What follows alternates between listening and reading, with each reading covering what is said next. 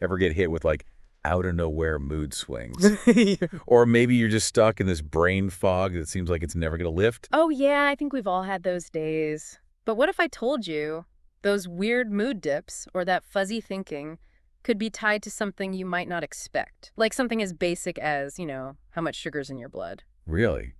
I mean, we're diving deep today into how your blood sugar levels can actually mess with your emotional well-being. Yeah. And we've got some really cool research that shows just how connected those two things are. It's pretty wild. It is, and that's why we're here. In this deep dive, we really want to break it down for you. How those ups and downs in your glucose levels, they directly impact your mood. They impact your ability to focus, think clearly, even how you deal with stress. Exactly. And we want to give you the knowledge, the tools, so you can feel more in control, more balanced overall. Right, and to kind of kick things off, think about this. Your brain, it's not that big compared to your whole body, but it uses a huge amount of your energy, like 20%. And guess what its favorite fuel is? Almost exclusively. Glucose. Whoa, 20%. That's a lot.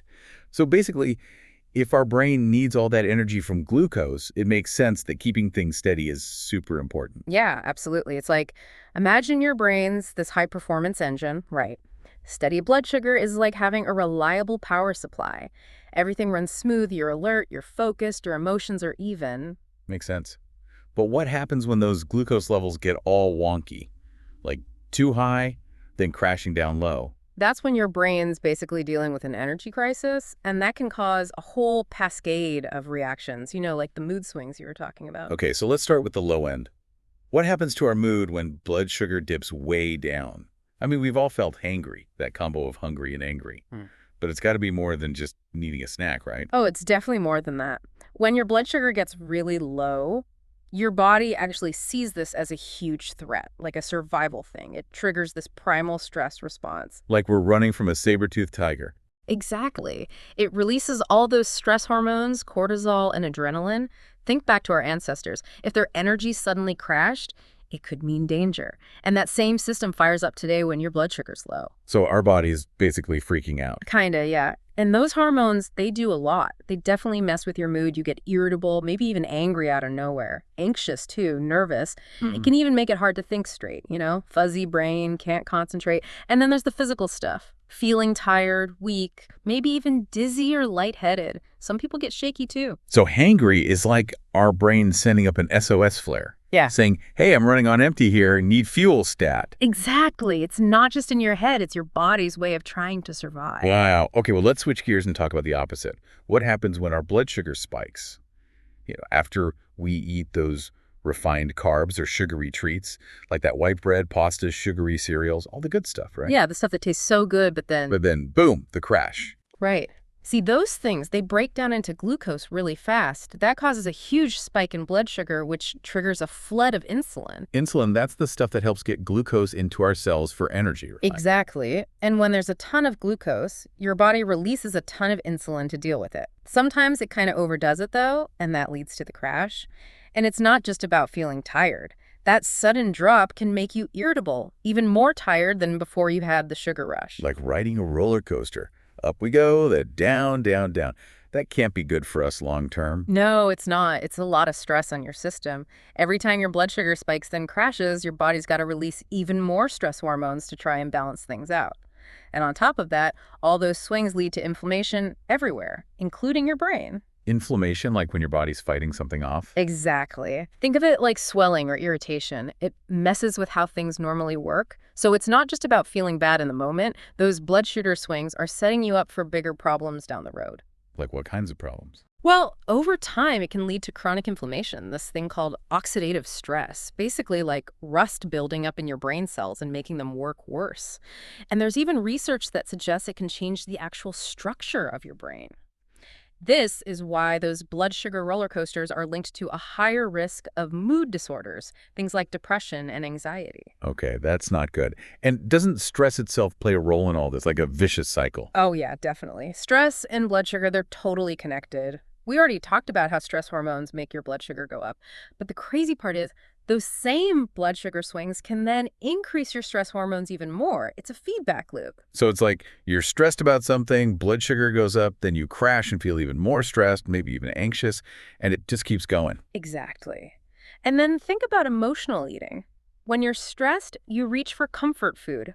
Often, that's stuff that's loaded with sugar and refined carbs. So you spike, you crash, you feel worse, you crave more comfort food. It's hard to break free. Sounds like a trap. So how can we tell if our own mood problems are tied to these blood sugar ups and downs? Are there any signs we should be watching for? Oh, there are definitely some clues. One of the biggest ones is, do your mood swings happen around meal times? Or when you start to feel hungry? Like, do you get super irritable right before lunch? Uh-huh. Yeah, pre-lunch grumpiness is definitely a thing. And does it go away after you eat? That's another sign. We even have a word for that, anger when you're hungry. Hangry. It's a real thing. Oh yeah, hangry is totally real. Anything else we should be looking for? Brain fog that lifts after you eat can be another one. Or maybe you get anxious or jittery after sugary drinks or food, followed by a big energy crash.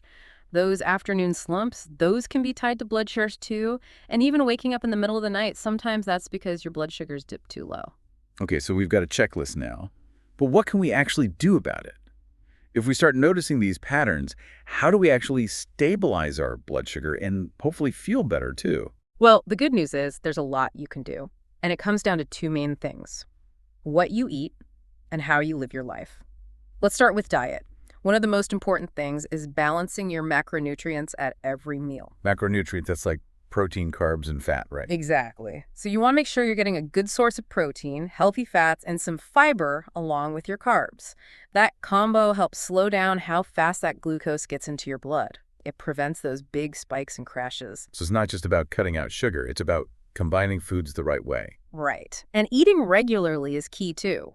Don't skip meals. That can cause those big blood sugar drops we were talking about, which triggers the stress response. So breakfast, lunch, and dinner, no skipping. Got it. Yep. Now, when you're choosing carbs, go for the complex ones. Things like whole grains, beans, and lentils, vegetables. Those are much better than refined carbs, like white bread and sugary snacks. So like swapping white bread for whole wheat or brown rice instead of white rice. Exactly. And of course, watching your sugar intake is huge. Limiting added sugars helps you avoid those big spikes and crashes. And last but not least, staying hydrated is important too. Dehydration can actually make those blood sugar imbalances worse. Makes sense. So we've covered the food part. What about lifestyle changes? What can help us keep our blood sugar more stable? Well, getting regular exercise is one of the best things you can do. It makes your body more sensitive to insulin, which means your cells can grab glucose from your blood more easily. That leads to more stable levels. So getting our heart rate up helps our cells use glucose better. Yeah, exactly. And managing stress is super important too. Things like meditation or deep breathing exercises can help break that stress blood sugar cycle we talked about. Because when we're less stressed, our body isn't pumping out as much of those hormones that mess with blood sugar. Exactly. And getting enough sleep, that's crucial too. When you don't sleep well, your body has a harder time regulating glucose. Oh, and another thing that can really help is mindful eating. Paying attention to your hunger cues, noticing when you're full, and being aware of any emotional triggers that make you want to eat. Like when you're stressed or bored and just start snacking. Yeah, exactly. That helps you make more conscious choices about what and when you're eating. So we've got exercise, stress management, sleep, and mindful eating. All things we can actually do. Now, I noticed in some of the research we looked at, there was mention of blood sugar support supplements. Do those actually help? Yeah, some people find them really helpful. They can be a good addition to everything else you're doing. One example we saw was GlucoTrust. It's made with ingredients that are supposed to help your body use glucose better. So like giving your body a little extra support. Yeah, like a boost. Some of the ingredients may help with insulin function, some might help regulate metabolism, some even help with inflammation, and there are some that might even help you sleep better, which indirectly helps with blood sugar too. I see. So it's not a magic cure-all, but it could be helpful along with the diet and lifestyle changes. Right. The key is that supplements work best when you're already doing those foundational things. And of course, it's always good to check with your doctor before taking any supplements, just to be safe. Good point. Now, we've talked a lot about how blood sugar gives our brain energy, but some of the research also mentioned something about neurotransmitters. Can you explain how blood sugar affects those? Oh, that's where it gets really interesting. It's not just about energy. Those ups and downs in glucose can actually mess with how your brain makes and uses those important chemicals, the ones that control your mood and how you feel overall. You mean like serotonin, the feel-good one? Yeah, serotonin. Insulin levels can affect how much serotonin your brain makes, and since insulin goes up and down with blood sugar, those swings can indirectly affect your serotonin. That can mess with your sense of calm and well-being. Interesting. So it's all connected. What about GABA? I've heard that one helps with anxiety. Yeah, GABA is like the brain's chill pill. And just like serotonin, it can be affected by blood sugar imbalances. And what about dopamine? That's the reward and motivation one, right? Yep. Dopamine is also super sensitive to glucose. When your blood sugar spikes, dopamine surges too. That's part of why sugary foods feel so rewarding. But then when your blood sugar crashes, dopamine drops too. And that can lead to cravings, even addictive behaviors as you try to get that dopamine hit again. So it's like our brain gets hooked on those sugar highs and lows. Kinda, yeah. And when your blood sugar's all over the place, it throws those neurotransmitter systems off balance. That contributes to mood problems and makes those cravings even harder to resist. Wow, so it's not just about feeling good or bad in the moment. It's way more complex than that. What about the long-term effects?